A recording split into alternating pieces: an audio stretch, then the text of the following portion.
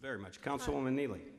I still have several questions, but Councilman DiCiccio had a question. I just want to ask Mr. Spencer a couple. Mr. Spencer, Councilman DiCiccio has the floor. I just want to make sure I know and I'm hearing what you're saying, and correct me if I'm wrong at any point in this. One, efficiency doesn't necessarily mean bad quality. It means, you know, generally it means we're providing better service at times when we're looking at efficient ways of doing it. The compressed work schedule is, we ought to be taking a look at that. We ought to be taking a look at everything according to the department, is what you're saying, is what we need to be doing. And the third point is we ought to be listening to the police officers on the ground a little more in order to be able to hear exactly what they think and they see, just like listening to the soldiers in a battlefield, figuring out the best way to handle things. Am I correct in those three? Mr. Mayor, Council, you're correct.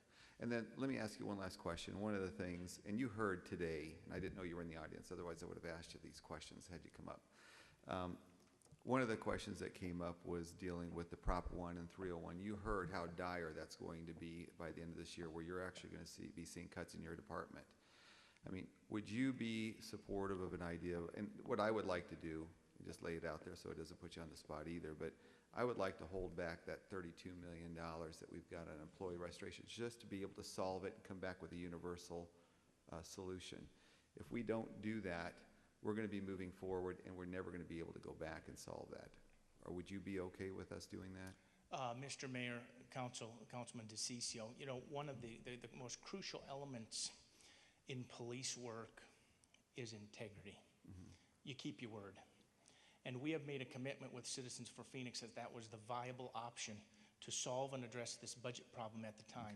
Okay. The city manager, Mr. Cavazos and Mr. Zucker understood that, and we think that is the most, it didn't have to be an either or, it can be an and both at this time, and that was crucial because we have the vulnerable people in our city that are relying upon city services at this time.